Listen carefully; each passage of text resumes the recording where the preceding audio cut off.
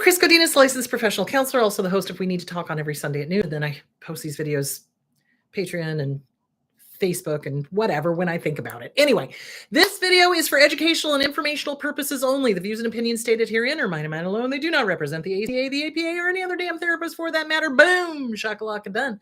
I'd like to thank my sponsor, BetterHelp, BetterHelp, BetterHelp.com/Chris Godinez. They're an online therapy company. They are international. They have over 30,000 therapists, say that 5 times fast, working for them. They're a PhD level, master's level, and I've gotten great feedback from them. So thank you, betterhelp.com/Chris Godinez.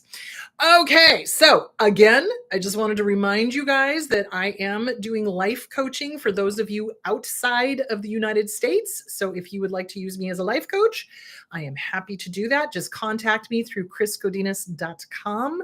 Fill out the contact form and I will get that, and then I'll get a hold of you and we'll figure out the time difference and all that sort of fun stuff. So as a life coach, I basically do everything that I do as a therapist. I just cannot appear in court. I'm not considered an expert witness. Please don't even think about that. But all the interventions I use are the same ones I do with my counseling clients. I just can't call it counseling. So there that is. Alrighty then. Okay. Current events. Oh, gewalt. So much happening. Okay. So today, the current measles count is now up to 301 confirmed cases with 2 deaths. It is in, let me see, Alaska, California, Florida, Georgia, Kentucky, Maryland, New Jersey, New Mexico, New York City, New York State, Pennsylvania, Rhode Island, Texas, Vermont, and Washington. So if you have not gotten your MMR, go get your MMR update. That's a very smart thing to do. John just got his 3 days ago. And he didn't have any reaction to it. He was fine. In Canada, in Ontario, there is an outbreak. Let me see if I can find it here. Yeah. Okay. Hold on. Getting too many tabs up. What the hell? In Canada, there are 350 cases of measles. So why am I harping on this? I am harping on this because it's completely preventable. And Ronald Dahl's child died of it. And she looked like she was getting better. So she didn't have the upper respiratory stuff. I mean, she did in the initial phases of it, but she looked like she was getting better. He was reading to her. He said, "Daddy, I'm really sleepy. I just want to go to sleep." So she went to sleep and she did not wake up because her brain was swelling, encephalitis. That is another symptom. That is another complication of measles. It's not just the outbreak of the rash. A lot of people are, for some reason, thinking, oh, it's just a rash. No, it causes upper respiratory distress. It can cause brain swelling. That's what killed Ronald Dahl's daughter. Ronald Dahl is the author of Willy Wonka and the Chocolate Factory. So please get your kids vaccinated. If you don't want to get a vaccine, fine, more power to you, whatever. But please don't force a child to go through something that is completely preventable. So that is one current event. It was very concerning to me that I saw that Ontario, Canada is having all of these outbreaks as well. The other current event is phishing scams. Okay. Huge amount of phishing, like exponentially more than I have seen in a long time. So there's 2 that are currently going around. One is kind of laughable. So both John and I received emails today basically saying, "Hi, pervert. We know what you've been doing in front of the computer." And I'm like, researching psychology? And we're going to expose you. And I'm like, report, So, and sometimes they make it so you can't report it because sometimes, I don't know how they do it, but they do it so that you can't report it. So you just delete it. Don't respond to it. It's a scam. It's an extortion. The other thing that's going around is the tolls. So a lot of the eastern states have toll roads. And so now these scam artists are sending out texts saying, "Oh, you owe this toll." No, you don't, especially since I live in Arizona. So what you do, if you do live in the eastern part of the United States and you do get one of those texts, do not click on it. Do not. You're going to go directly on the internet to the real state site and look up to see if you owe a toll or not. And that's how you're going to handle that. So they're just fast and furious. If it looks suspicious, it probably is. If they're trying to extort from you, you can always contact the police and send it to them or the FBI. Not that currently the FBI is probably going to do anything because they're kind of a cluster frick right now. But anyway, the point being is you can always contact law enforcement if you need to. So anyway, there that is. That is current events. So the measles outbreak is still going rampant. And basically all of the deaths, all of the contracted measles have been from unvaccinated people, usually kids, which no excuse. I'm sorry. There's no excuse. It's like we've gotten so far away from when measles was a common event that people are just like, oh, it's no big deal, like the flu, which, by the way, RFK is still refusing to meet with. RFK Jr. is still refusing to meet with doctors to get a flu vaccine going. So I don't know what the hell we're going to do in the wintertime. I'm not going to go out. I'm not. I'm going to mask up. I'm not doing any sort of meet and greets. Sorry, guys. I have asthma. My sister has asthma, and I don't really want to die from something preventable. So anyway, there is that. Okay, today's topic, rigid thinking and splitting. So almost all of the personality disorders do some form of rigid thinking or splitting, okay? The difference is that the narcissists have a very specific reason why they do it, okay? The abusers do. Borderline personality disordered people do tend to have splitting, all, nothing, good, bad, black, white, that type of thing. That's what splitting means. That's rigid thinking because there's no room for, maybe it's not black and white, maybe it's gray, maybe it's purple, maybe it's blue. There's no room for anything different. So in the case of borderline splitting, and I want to make this really clear, in the case of people with borderline splitting, it is a defense mechanism. It is a maladaptive way to stay safe so that they can understand the world around them. And it's not helpful. It might have helped a little bit in the family of origin if the family of origin was very abusive, very toxic, et cetera, et cetera. That kind of thinking probably served them well. But once out into the general population, yeah, splitting doesn't work. So can it be trained out of people with borderline personality disorder? Yes, it can. It is a learned behavior, people. It is a learned behavior. Now, I've had some articles say, oh no, this is part of the fight, flight, freeze, or fawn. Well, guess what? You can also learn different ways of responding to fight, flight, freeze, or fawn. So I don't believe that that's not unlearnable and retrainable with something that's more adaptive, more healthy. Okay. So, and one of the ways with borderline personality disorder is that you get them to recognize, okay, are you doing splitting right now? Oh, yeah. Okay, well, what can you do instead? It's mindfulness. So if you know somebody with borderline personality disorder, you have borderline personality disorder, please get with a DBT therapist and work on that splitting. You want things integrated.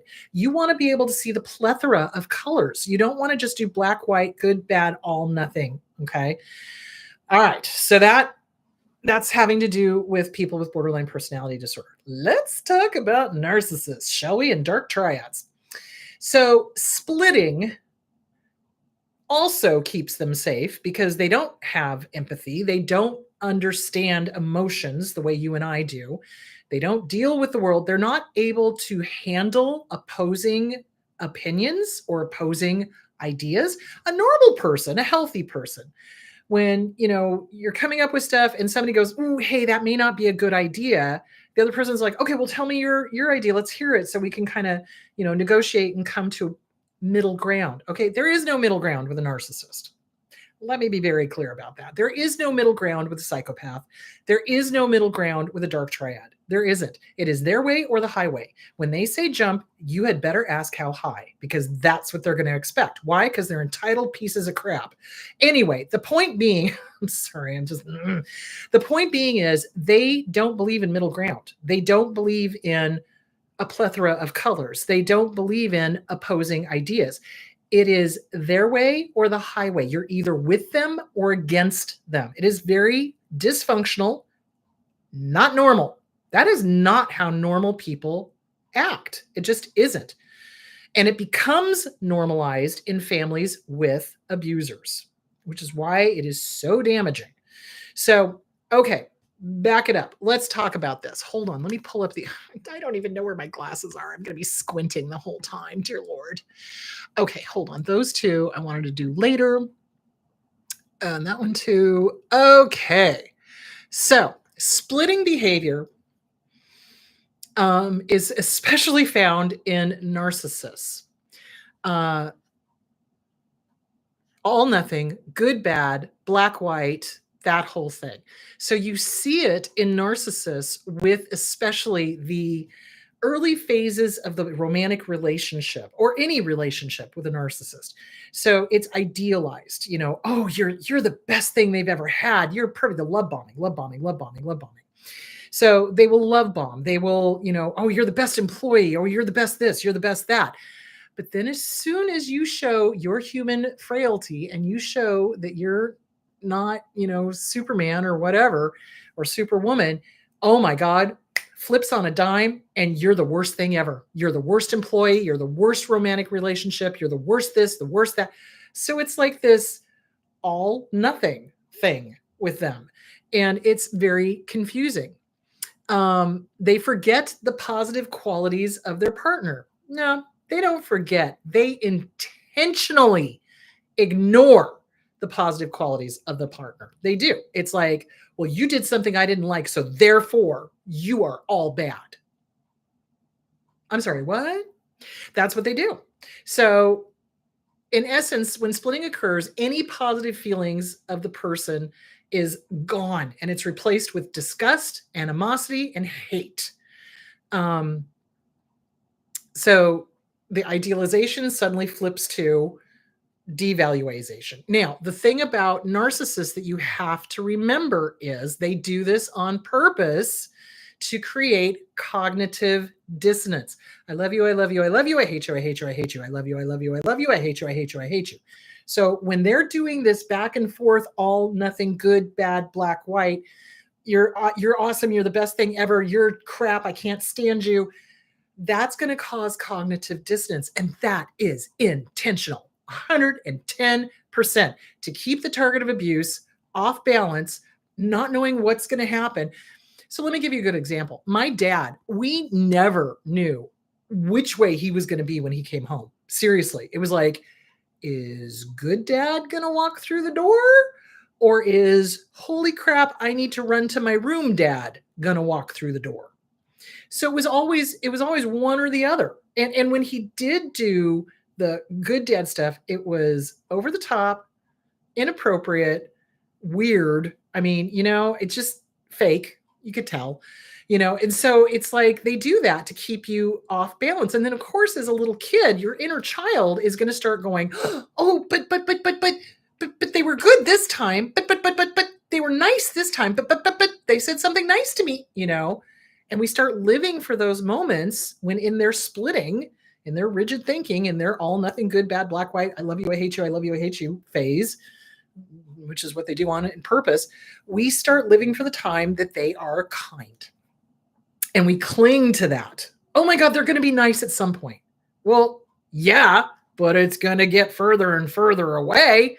So like they'll be nice over here and then they'll be nice over here. And pretty soon they'll be nice over there and they'll be nice over there. And in between, it's awful. So the splitting for a narcissist, for a dark triad, is partially intentional, 110%. That intermittent positive rewards, that is 100% intentional. So the other splitting is just their way of seeing the world, black and white. So why do they do that? So hold on, let me get back to not that article, inner splitting. No, not that article. Cognitive dissonance. They're impulsive. They self-sabotage. Okay, hold on. No, get rid of that article. I already used that one. Okay. So why do they do this? So 2 reasons. It keeps the target off balance, and it also is easier for them to come up with lies And it's easier for them to manipulate, and it's easier for them to make the world make sense in their own rabid ferret infested heads. Seriously. So in their heads, if they cannot categorize somebody and put them into a neat little box, they don't know how to deal with them, and that person's a threat. So they will categorize them. So, oh, you're this. Oh, you're that. Oh, I can put you over here. And then they demonize them. They make them inhuman, kind of like themselves, she said, being catty. Anyway, the point being is that they dehumanize their target of abuse. They make them alien. They make them not human, because it's easier to abuse the living crap out of somebody if you don't view them as a human being. Please expand that to the larger world. But I'm talking right now about romantic relationships. But if you want to expand that to the larger world, you could. So the point being is that they dehumanize them. They put them into boxes. They label them. They make sure that they are not a threat to them. And it's easier for them to abuse. So the splitting serves them to dehumanize their target of abuse. Oh, well, you're this. I've decided you're this. Oh, you disagreed with me? Well, you're this. You're an enemy. You're this. And they do that to the romantic partners.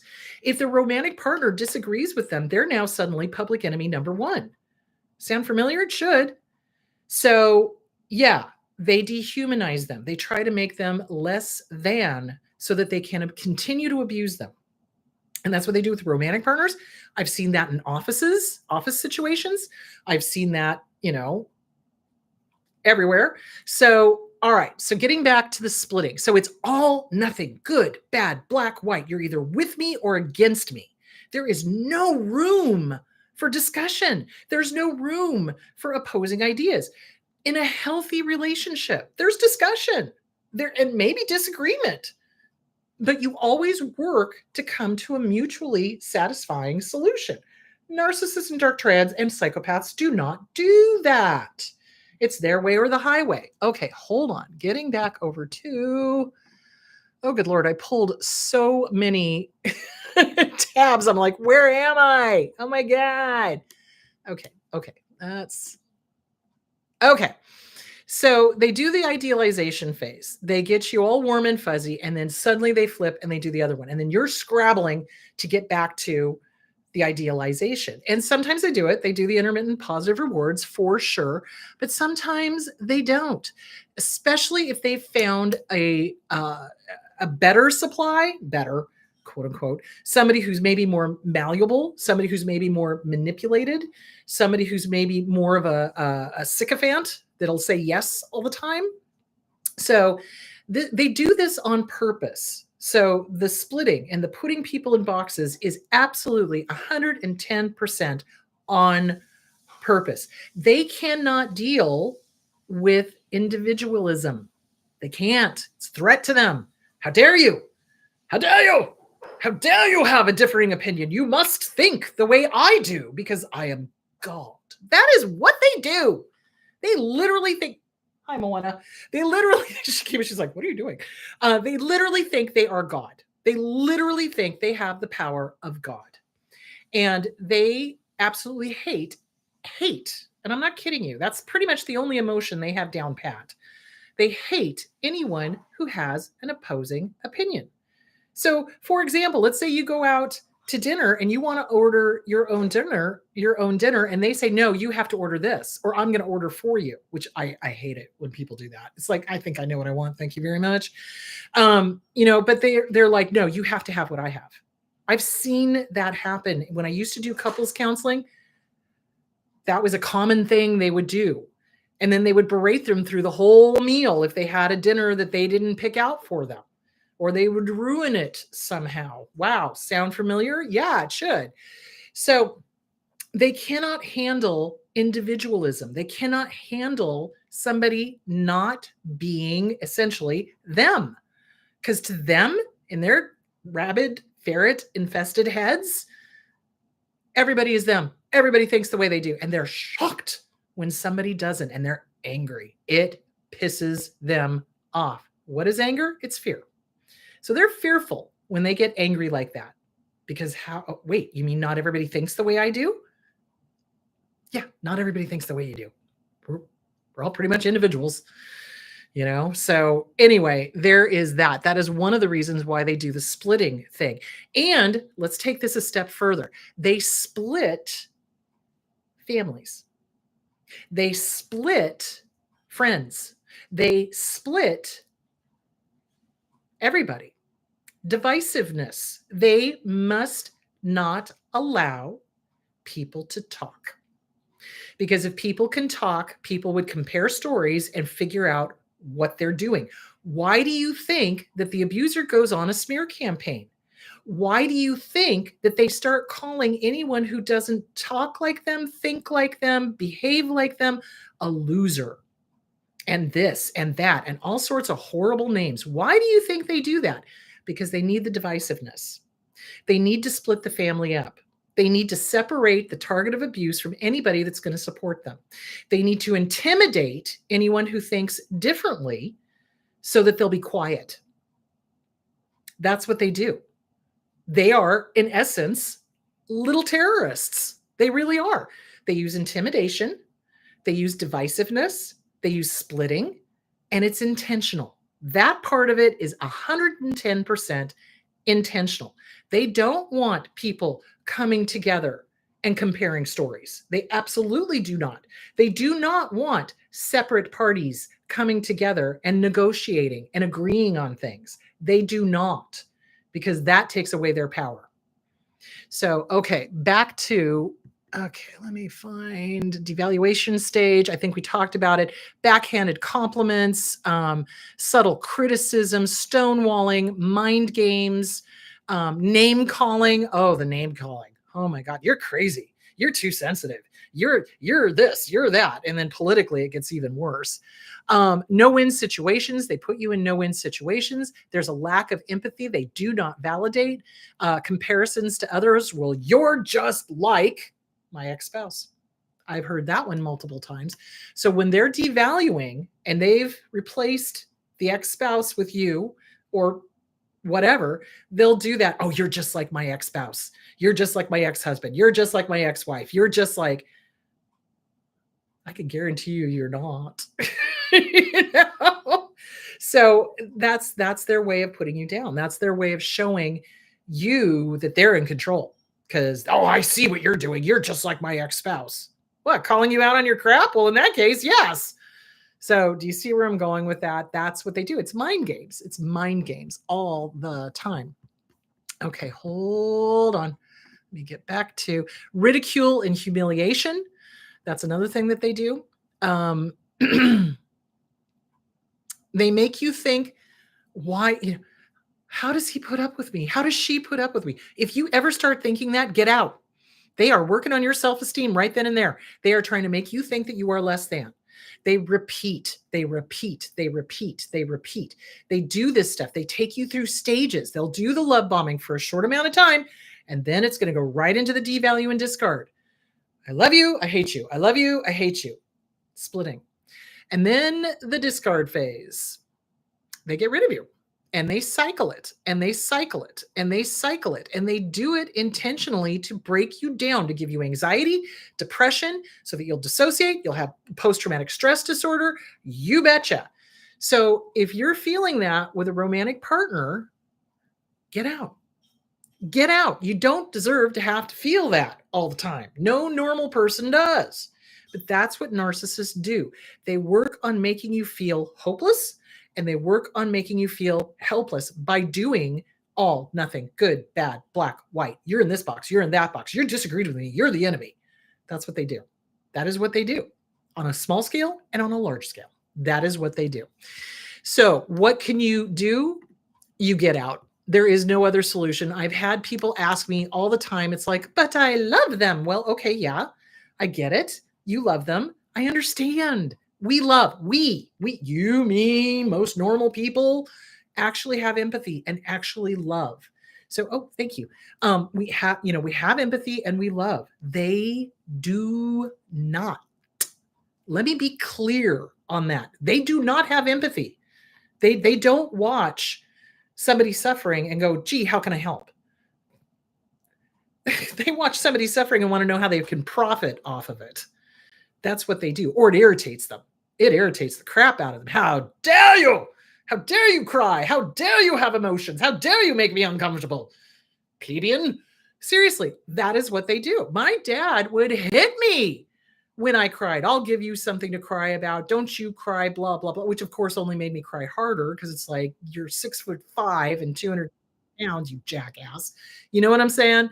So yeah, they have no empathy, none, zip, zero, zilch, nada. They do not love, but we loved them. We did. Why? Because they presented a mask. They came pretending to be human. They came pretending to be healthy. They came pretending to be loving. So how is that possible? So let's talk about dark triads for a moment. Let's talk about psychopaths. Psychopaths can mimic human emotions. They mimic them. They study people. If you've ever worked with convicted felons, sex offenders, murderers, etc., which I have, you watch them watching you. You watch them studying you. They are figure out how they can manipulate you. It's the psychopath stare. It's the creepiest goddamn thing I've ever seen in my life.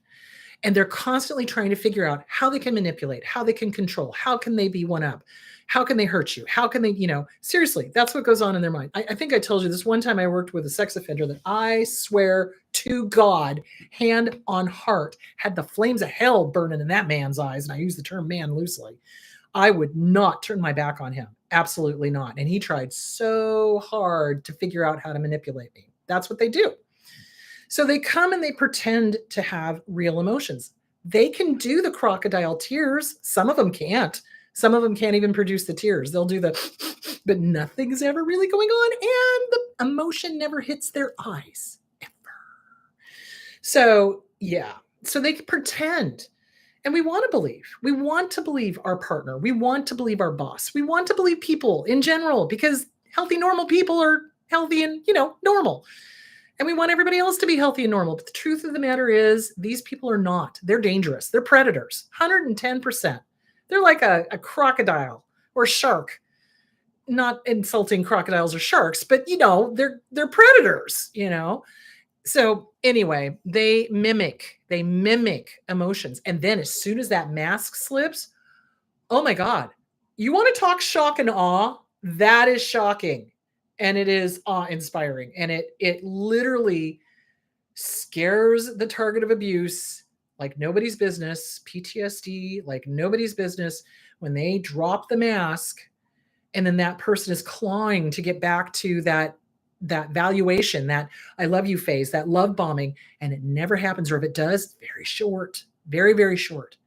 And that's why we get stuck, because we fall in love with the illusion. We fall in love with the mask that they presented with. That's who we wanted, not the jackass that's abusing us. We wanted the person who was love bombing us, but that's not real. We fell in love with the illusion. So that is something to very much keep in mind. And it's hard for abusers to keep up the show for a long period of time, which is why I recommend if you are dating, you make it last as long as you can. You date for years before you commit to anything. Seriously, John and I dated for 2 years platonically. And then we waited another 2 years before we decided to get married. So 4 years in total. And I'm glad I did, because we know each other's quirks. We know how we, spit toothpaste out, et cetera, et cetera, et cetera. It's just a good idea. It's hard for narcissists to do that. Narcissists usually, especially dark triads, usually push. We're boyfriend and girlfriend. It's been a month. We're boyfriend and girlfriend. Okay, now we're going to move in together. It's been 2 months. No, wrong, incorrect response. Nope, don't do it. They push because they know they can't keep it up for very long. They need you hooked. And again, part of that is the oxytocin, wanting sex all the time, wanting to see you all the time, love bombing all the time. And then as soon as they know they got you, mask comes off and the devalue starts, and it's horrible. Okay, let's talk about Self-righteousness. Narcissists are extremely self-righteous. They believe that their view is the only view. They adhere to rigid rules, and they are extremely judgmental of people who do not adhere to their idea of how the world should be. Self-righteous narcissists can be confusing because they closely adhere to their own rigid rules and have a clear sense of their version of right and wrong. There is tremendous rigidity about them. They are judgmental and critical of other people who do not adhere to their variations of what they want. They divide. They divide people. They divide families. They divide office coworkers. They do everything they can to divide and conquer. It literally is divide and conquer. Polarization in politics. This has become an increasing concern over the past decade or so as people in many countries have seen their leaders and political parties become emotionally polarized. And let's be clear about this. This is an emotional thing. This is not a logic thing. This is not, we don't agree on this topic, therefore we can't talk about it. This is, you want this, I'm not going to talk to you, which is stupid. It's important to note that there is an emotional process more than rational. Normal product of disagreements over politics. For decades, opposing politicians have been able to disagree and yet negotiate compromises on a full range of issues. You know that there is a problem when there is a person who refuses to come to the negotiation table, or who, when they do come to the negotiation table, demand my way or the highway. It has to be understood that in many ways, today's polarization is not over. And it is not over issues. It is over personalities, often narcissistic personalities who do not seem to care about the impact of their words and behaviors on others. They are driven by unlimited power. They feel free to be interpersonally exploitive, and they lack empathy. So what is to be done? You call them out. You do not be afraid of them. When they use thug tactics, you do not allow it. You do not be afraid of retribution. That is the biggest thing, is that narcissists want us to be quiet. They do. So think about the narcissist when you leave an abuser. Think about how the flying monkeys all start lining up with the narcissist. Why? They are siding with the aggressor because they don't want to get punished. Because why? Their inner child is running the show. So you speak up. So the abuser is going to say X, Y, and Z. So they're going to threaten X, Y, and Z. Let them. Because if you just roll over and let them do it, you are giving them permission to continue to abuse you. Do not give them permission to continue to abuse you. I had a client recently who was like, well, weren't you afraid when you stood up to your dad? I was like, yeah, I was shaking in my shoes. But you know what? I was not about to go one more day allowing him to abuse me in any way, shape, or form. Nor will I allow anyone, I don't care who the hell they think they are, to abuse me. Yeah, am I fearful? You betcha. Am I going to continue to speak out? You betcha. Because I'm pissed. You betcha. I don't put up with abuse from anybody. Not personally, not romantically wise, not coworker wise, and sure as hell not politically. I will not put up with abuse, and neither should you. So, and it's taking our power back. Our voice is our most powerful thing. And what is the one thing our abusers took from us? Our voice. Don't you cry. I'll give you something to cry about. Don't you speak up. Don't you tell somebody. I'll punish you. Speak up. Tell somebody. Absolutely. Absolutely be loud. Absolutely get yourself out of that situation. Absolutely leave. You cannot change them. You did not break them. You cannot fix them. It is not your job. You cannot love them into sanity. They are not going to get better. They statistically get worse. As they age, they get more rigid, more dug in, more convinced that they're right or that they're God or whatever, unless and until they have the decompensating when they've lost their power, their looks, their money, etc. And then they're just nasty. So yeah, there is that. Okay, how are we doing on time here? Am I still okay? I should probably get to the questions. Hold on, let me make sure I got everything. So they also split internally. Narcissistic people work constantly to repress awareness of their internal self, to inflate and evaluate the superior self. So they're constantly fighting to prove that they're great. They suffer from internal vacillations between those two states, like Gollum in Lord of the Rings. I love you, I hate you, I love you, I hate you. So the same I love you, I hate you that they do to us, they first do to themselves. That does not mean you need to fix them, because you can't. All right, so just want to confirm that. Okay. All right, so that is splitting. Splitting is rigid thinking. Splitting is unable to find the plethora of colors, to find a middle ground, to not put people into boxes, to see them for who and how they are. So that is splitting. Splitting is where they put them in a neat little box. So like, for example, my dad, his fantasy was that I was incompetent and I was stupid and I was only fit to be a hairdresser. And, here's your neat little box, which clearly I did not stay in. So that's what they do in order to make their world make sense, because their head filled with rabid ferrets. Seriously. So don't put up with it. Don't be boxed in. If a narcissist comes up to you in a relationship, any kind of relationship, calls you any kind of name, tells you that you're stupid, or tells you that you're incompetent, or tells you you can't do something, they're talking about themselves. 110%. Because narcissists have absolutely no emotional intelligence whatsoever. And they need to feel superior in everything. So when they see somebody who's emotionally intelligent, they try to put them down and make them doubt themselves. Don't fall for it. Don't fall for it. When they do the you guns, there are 2 fingers pointed at you, but there are 6 pointed right back at that abuser. They're talking about themselves. So, okay, let's dive into the questions. I hope that answered the question of splitting. So the borderline splitting is very different. It's a defense mechanism. It's to keep them safe.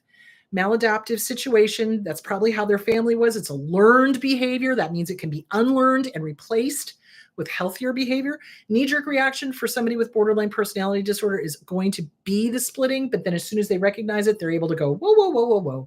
Don't need to do that, and then change course. Narcissists do not change course because they're rigid, because they won't, because they don't want to, because it serves their purposes. Okay, I hope that answered the question on splitting. If it did not, please shoot me a comment. Let me know if I didn't answer whatever it is you needed to answer about splitting. There that is. Okay, let's get to the questions. Now I need to make this page big so I can see, because I don't know where my reading glasses are. Dear Lord. There we go. Okay. All right. I'm pretty sure I'm not a narcissist, but was raised by them and borderline personality disordered people. I find that when I feel attacked, I also do some splitting. Okay, totally normal in our situation. So when we were raised by narcissists or people with a personality disorder, any personality disorder, because all of them have a certain aspect of splitting to them, it's a matter of recognizing. So I would say get with a really good DBT therapist, work on mindfulness. So that's gonna be your knee-jerk reaction, is to split, because that's what you've done to stay safe. So what you're going to do is you're going to work on recognizing when you're splitting. Do you know when you're doing the all, nothing, good, bad, black, white, et cetera, et cetera? So recognize it. That's going to help you the most. Recognizing is half the battle. So you recognize it, and then you can go, do I want to do this? Is this healthy? No, I don't want to do this. Okay, then what can you do instead? So it's coming to the middle ground. So here's a little Buddhist concept. It's called the middle path. You don't want to go too far over here. You don't want to go too far over there. You want to go for the middle path. That is the sanest and healthiest path. So that's kind of the first step in mindfulness. It's like, is this over here? Is this over here? Is it the middle path? Let me play with this and see. Journal. Journal, journal, journal. Write out every single time you felt like you were splitting or felt like you were going all, nothing, good, bad, black, white. What were the situations? What happened? So personally attacked. So part of borderline personality disorder is it is born of trauma. And generally people with borderline personality disorder feel attacked all the time because they were.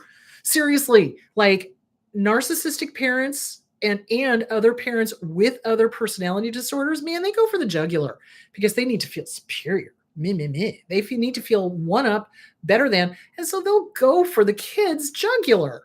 So it was a personal attack when you were living in the family of origin if they were toxic. Now that you're out in the general population, no, not everything is a personal attack. So one of the things too is to recognize when it is a personal attack and when it's not a personal attack.